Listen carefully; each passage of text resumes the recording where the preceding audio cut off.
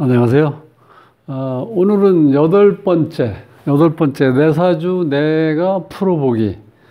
그래서 오늘 얘기하는 거, 무슨 그동안 뭐 한 7가지를 얘기해 봤는데, 여덟 번째인데, 실질적으로 제가 이렇게 말씀드리는 건요, 아주 기초적인 걸 공부하면서, 그 기초적인 거를 조금만 더 이해하시기 위해서 좀 반복해서 한번 읽어보든지, 한번 보시든지 한번 하세요.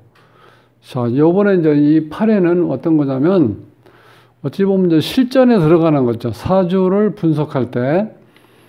여기서 보면 이제 일단 오행은 다 아시죠? 목, 화, 토, 금, 수, 이렇게 5가지. 자, 요 5가지가 사주에 보면은 8글자인데, 그 8글자에 어떤 오행이 많다든지, 혹은 없다든지, 요럴 때 문제가 생기는 거예요. 그러니까 적당히 있는 사주는 항상 제가 이제 말씀드리지만 그런 사주가 평범하고 좋은 사주예요. 그러니까 사주에서 목화 토금수가 다 들어가 있는 거, 오행주류라고 그러잖아요. 그런 경우가 이제 굉장히 좋은 사주라고 볼 수 있다는 거예요. 왜냐하면 평탄하게 살 수 있으니까. 굴곡이 심하고 파도처럼 파도가 엄청나게 쳐가지고 배가 전파될 정도로 이렇게 어려운 그런 경우가 당하면 우리가 삶이 어떻게 돼요? 너무 피곤하죠? 힘들고. 그러니까 평범하게 사는 게 좋다는 거예요. 여기서 보면 지금 목이 이제, 그러니까 오행이 많은 경우가 문제되고 또 없는 경우도 문제가 된다는 거예요. 우리가 보통 음식을 먹는데 많이 먹는 것도 큰 문제가 되죠. 그 다음에 아예 먹을 게 없으면은, 그거는 더 힘들고. 자, 이제 그렇게 보면 이제 굉장히 쉽죠? 자, 목이 없다, 이거. 목이 없어. 이 목이라는 건 시작이죠. 그렇기 때문에 봄과 하루로 치면 하루 아침이잖아. 봄과 아침이 없는 경우라는 거야. 그러니까 어떻게 돼? 실질적으로 생기가 없어, 사람이. 생기. 그러니까 시작을 얽어버린다는 거예요. 이게 대충 이런 식으로. 목이 없다는 거는. 그리고 이런 사람들은 어떤 기획이라든가 어떤 계획을 가지고 회사에서 무슨 어떤 기획실 혹은 큰 회사에서는 비서실이라든가 비상대책 어떤 그런 부서라든가 그런 쪽에서 하는 일을, 그런 거는 안 맞는다는 거야. 목이 없을 때는. 그러니까 목이 있을 때가 그러니까 목이 없을 때는 이 기획과 계획 이런 일을 하는 건 안 맞는다는 거야, 전체적으로. 그 목이 또 많은 경우야, 많은 경우. 이것도 이게 극단적으로 아예 없는 경우하고 아예 많다, 이런 경우는 사주를 보시면요, 많지는 않아. 그런데 그렇게 한쪽으로 편중되어 있는 경우가 가끔 있다는 거예요. 그런 사주는 쉬워요, 오히려. 자, 이제 목이 많다는 건 휘청거림, 또 사람이 어질다, 그 다음에 자존심이 강하다. 이거는 우리가 일반적으로 사주에서 보면 이게 자존심이 강하다는 건, 많다는 건 비견겁제가 많다는 뜻이에요. 그런 경우는 자존심하고 고집, 또 타협도 안 되고. 그러니까 어찌 보면 또 거만한다고 볼 수도 있죠. 왜? 사람이 이런 게 어느 하나가 많아서 내가 힘이 강하면 사람들이 다 거만할 수밖에 없어요. 어디 가서 잘난 체 하고. 사람 얘기를 안 들어. 그리고 남들 우습게 알고. 그러니까 이 목이 많을 때도 그런 현상이 일어난다는 거예요. 그런데 이제 이런 경우 어떠냐면, 이 자존심이 강해서 조금 꺾어내려야 돼. 자존심이 강한 걸. 이런 게 뭐냐면, 칭찬 자꾸 해주면 사람이 어떻게 돼요?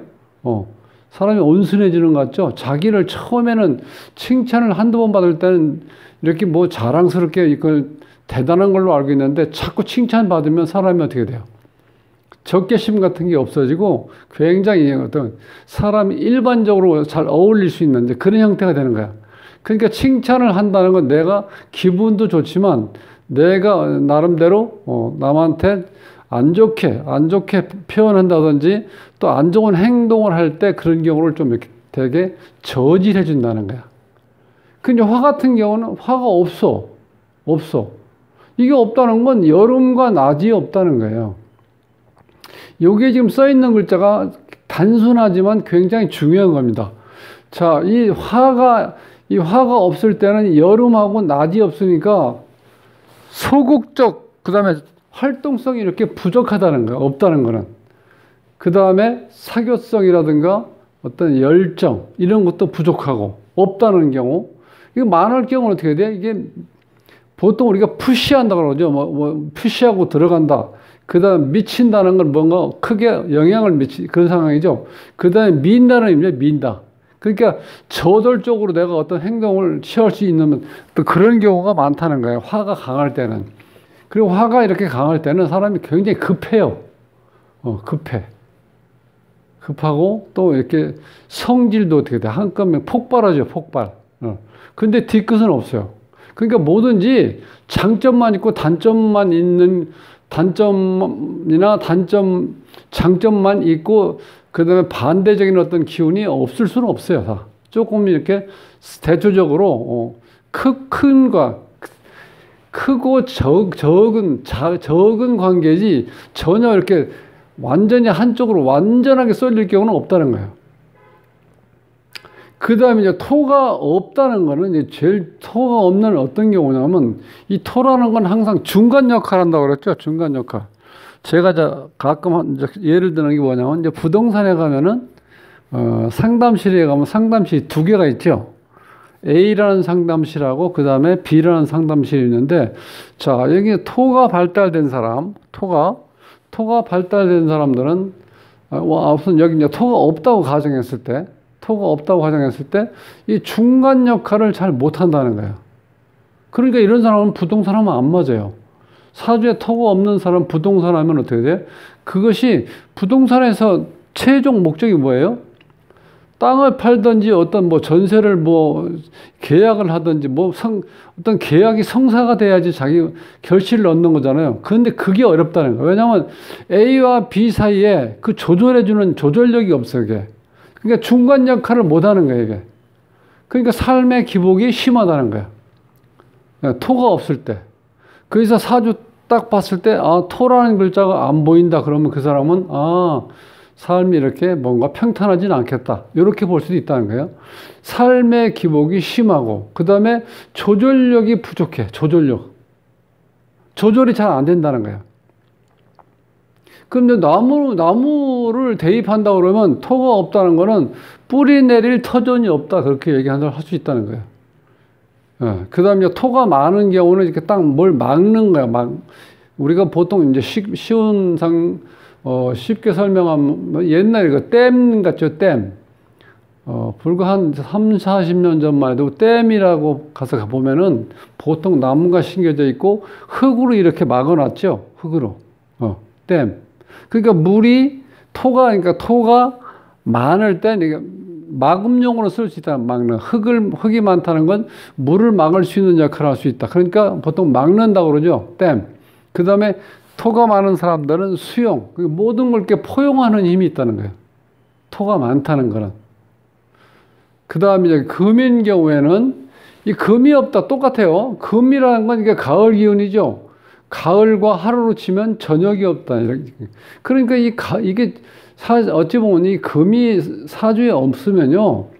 열심히 일을 하고 본인이 정말 너무 평상시에 보면은 정말 저렇게 일을 많이 하면 이거 나중에 아프지 않나? 저래 갖고 또 혹시 또 병들어 또 누워져 있는 거 아닌가? 이런 식으로 생각할 수 있는데 이 금이라는 건 결실을 얘기하는 결실. 그러니까 가을과 저녁이 없다는 건 이 가을이 뭐예요, 가을. 우리가 수확하는 거죠. 뭘 걷어들이는 거죠. 저녁은 내가 하루 사는 결과. 하루 일을 해서 저녁에는 결과가 있어야 되는데 그런 게 없다는 거예요. 결실이 없는 결실. 그러면 이 금이 없다는 건 결단성이 없다는 거예요. 결단성하고 마무리가 잘 안 돼. 그러니까 이 돈이라든가 이 재산이라든가 이 추수 이런 정말 이렇게 보람 있는 어떤 결과를 얻지 못하니까 항상 어찌 보면은 열심히 일했는데 결과가 없는 거예요. 이런 경우 억울하죠. 보통 이렇게 남들을 봤을 때 이렇게 열심히 하지 않는 것 같은데 결실을 얻는 사람들 있죠. 그런 사람 보면 어때? 뭐 화가 나죠. 내가 열심히 이렇게 하는데 나는 결실이 없는데 어영부영 하는데도 결실이 있다? 그렇게 있을 수도 있어요. 어찌 보면. 그러니까 이제 금 자체가 없을 때 이런 경우는 가을과 겨울, 저녁이 없고 결실이 없고 결단성 마무리가 잘 안 된다는 거야. 그러니까 돈이라든가 재산이라든가 뭐 추수라든가 어떤 결과를 얻는 거는 어렵다. 이렇게 보시죠. 근데 금이 많을 경우는요, 울림 현상하죠, 울림. 에코. 그 다음에 의리가 강하다. 뭐 결단성이 있다. 그 다음에 또 냉정해. 이 금 자체가 우리가 보면은 이 쇠라고 볼 수도 있고 뭐 돌이라고 볼 수도 있죠. 이 자체는 굉장히 차가워요. 금 자체가. 그렇기 때문에 사람이 이게 뭐 어떤 뭐랄까 따뜻한 거 그런 건 굉장히 약하다고 볼 수 있죠. 그래서 그다음 보통 냉정하다고 그래. 금이 많을 때. 그다음에 이 물이 없는 경우는 똑같아요. 겨울과 밤이 없는 거야. 겨울과 밤이 없으니까 내가 쉬는 시간이 없다. 휴식이 없다는 거야. 휴식하고 뭔가 뭐 일하다 정지해서 쉬는 시간이 있어야 되는데 그게 없다는 거야. 수가 없다는 거는. 그러니까 차분하고 무슨 여유 있고 융통성 같은 게 없다는 거야. 그러니까 사람이 꼭 맥혀 있다 그러죠. 이런 사람들 보면. 답답하다 그러죠. 그 수가 많을 경우는 어떤 경우냐? 이거 뭐 흐름이 흐르는 건 당연하죠, 흐름? 그리고 이런 경우는 이제 냉정한데 현실성이 강하다는 거예요, 현실. 보통 우리가 수중에서도 이제 계수가 있는데 이 계수 하나만 있어도 현실성 있는 삶을 살 수 있다는 거예요. 그러니까 만약에 어떤 사람이 결혼했는데 와이프가 계수가 하나 있다. 그럼 이 사람은 남편을 어떻게 돼? 현실성 있게 만들어준다는 거예요. 보통 남자들은 대개 보면 좀 허황된 생각을 하죠. 그러니까 큰 거 얘기하고, 그죠? 남들한테 이렇게 허세 부리는 걸 좋아하잖아요. 보통 남자들이. 그리고 뭐 일할 때 난 이렇게 큰 게 아니면 안 한다 이런 사람들 있죠. 직장 다니다가 사업한다고 때려치고 집에서 어떻게 돼? 몇 년 노는 사람이 있어. 그런 사람들은 와이프가 이렇게 계수가 있으면 작은 거라도 뭔가 할 수 있게끔 만들어준다는 거야. 현실 인지 능력이 그만큼 강하다는 거야. 그러니까 이게 수가 많다는 거는 냉정하고 현실적이다. 그런데 이런 사람들은 어떤 현상이다? 같은 것은 지루하다. 이게 어떤 얘기냐면, 처음에 강이 흐르고, 그 다음 앞에 이제 아파트에 거주하는데, 창에서 쳐다보면 굉장히 멋있죠? 앞에 딱 물이 흘러가는 거. 근데 이게 잘못하면 우울증 걸린다고 그러죠? 물이 계속 앞에 흘러가는데, 처음에 봤을 땐 풍경적인 거를 봤을 때, 야, 너 정말 멋진 데 사는구나. 프리미엄이 비싸겠는데, 뭐 이런 식이 많이 하는데, 실제로 그 현상만 계속 보면은요, 사람이 우울해진다는 거예요. 똑같은 거. 그러니까 수가 많다는 거는 같은 것이 어떤 게 연결되면 그거는 지루하고 답답해서 못 산다는 거예요. 오히려. 그런 현상이 일어난다는 거예요.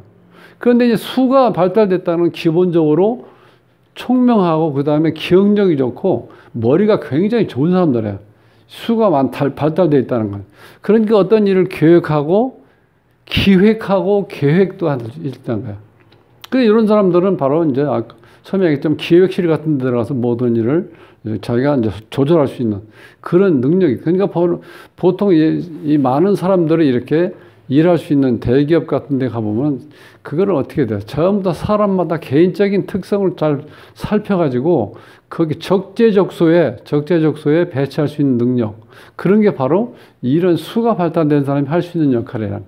그러니까 이게 우리가 이제 모행이 많은 경우와 없는 경우를 이렇게 일단 크게 그렇게 분류를 하세요. 적절하게 조화된 걸 우리가 설명하기가 힘들어. 근데 이렇게 많다든지 없을 경우는 이렇게 딱 보면 그 순간적으로 어떻게 돼요? 아주 크게 이렇게 편중된 경우는요, 금방 상대편을 이렇게 분석이 금방 끝나요. 그러니까 지금 처음에 이 공부하시는 분들 지금 8번째인데 요거를 조금 지금 오늘 저 8회 이 메모하는 거를 한번 보시고 1회부터 한 번만 이렇게 한번 훑어서 쭉 한번 보세요. 그럼 내가 딱 어느 정도 감이 이제 잡혀. 그러면 이제 친구라든가 내 주위에 아는 사람들한테 자꾸 이제 어떻게 돼? 관심이 많고 호기심이 있으니까 너 생일이 어떻게 되냐? 이렇게 자꾸 물어보게 되는 거야. 생년월일. 야, 내 사주 공부하는데 너 생년월일 좀 불러줘 봐봐. 딱 해가지고 뭐 얘기를 해야 될 거 아니야. 그때 얘기할 때는 사주가 오행이 있는데 어느 한 오행으로 편중되어 있든지 또 어떤 오행 중에서도 많다든지 아니면 없다든지 이렇게 된 사주는 쉽다는 거야. 요 왜냐면 이 간단하죠. 예를 들어서 목이 없다 이런 경우는 봄하고 아침이 없다는 건 사람이 어떻게 돼? 봄에 우리가 생기가 돌잖아요. 생기가. 그 뭔가 희망이 있고 뭘 하려고 하잖아. 그런 게 없다는 거야. 목이 없으면 아침에 일어나자마자 빨리 서둘러서 뭔가 일도 시작해야 되고, 그 다음에 내가 할 일이 있으니까 뭘 빨리빨리 움직이잖아요. 그러니까 사람이 움직여야지 생기가 있는데, 이 목이 없다는 건 그런 게 잘 안 된다는 거예요. 그럼 어떻게 돼? 쉽잖아. 너는 어떻게 그 살면서 뭔가 좀 이렇게, 의욕이라든가 이런 게 생기지 않니? 뭐 이렇게. 목이 없으면 의욕이 생기질 않아요. 그냥 항상 보면은 저녁에 지쳐갖고 이렇게 늘어져 있는 것 같은 모습. 그런 모습을 보인다는 거야. 그거 쉽잖아요. 똑같아요. 여기가, 자, 목화토금수가 이렇게 오행이 있는데, 오행이 많을 경우하고 없는 경우는 이렇게 금방 이렇게 얘기할 수 있는 어떤 말이 틱 튀어나올 수가 있다는 거예요. 간단하게, 단순하기 때문에. 극과 극을 달리는 건 바로 우리가 보면 금방 알잖아요. 그래서 이게 실질적으로 오늘 요거, 자, 오행이 많은 경우와 없는 경우를 이렇게 크게 분류를 해서 공부하시면 쉽다는 거예요. 근데 요게 이제 사주가 적절하게 조화가 잘 돼 있으면 뭐라고 얘기하기가 굉장히 처음에 힘들어요. 예. 왜냐하면 다 균형을 갖추고 있기 때문에. 근데 이런 경우는 너무 쉽다는 거예요. 그래서 이제 오늘, 오행이 많을 경우와 없는 경우에 대해서 이렇게 극적인 대비가 되기 때문에 극적으로, 실질적으로 우리가 처음에 공부할 때는 이렇게 사주를 분석하기가 쉽다는 거야. 그래서 여기까지만 이제 해보시면 지금까지 8번째 제가 이제 강의를 해야 됐는데 한번 쭉 훑어보고요. 일단 중요한 거는 어떤 사주든지 간에 하나 요런 사주를 뽑아서 한번 보세요. 이렇게 한쪽으로 치우쳐야 되는 사주. 그런 사주는 보기가 쉽다는 거예요. 그렇게 해서 조금 더 적극적으로 이론적인 공부를 많이 하려고 하지 말고 어떤 사주를 이렇게 뽑아서 그 사주를 가지고 내가 이렇게 분석하는 거. 우리가 보통 통변한다고 그러죠. 사주를 분석할 수 있는 거를 자꾸 보시면은 생각보다 쉽게 사주 공부가 이렇게 남의 사주를 볼 수 있다는 거. 즉, 지금은 우리가 이제 남의 사주를 보기 이전에 내 사주를 한번 분석해 보는 거예요. 그럼 내 사주는 어느 한쪽으로 치우쳐져 있는 건지, 균형을 맞추고 있는 건지, 이것만 구분해도 이제 공부가 많이 되어 있는 상태라는 거예요. 자, 그렇게 해보시면 이제 생각보다, 사주를 쉽게 이렇게 접근할 수가 있습니다. 자, 이걸 이제 마치고요. 구독을 누르지 않으신 분은 구독을 꾹 눌러주시면 고맙겠습니다. 다음 시간에 뵙겠습니다.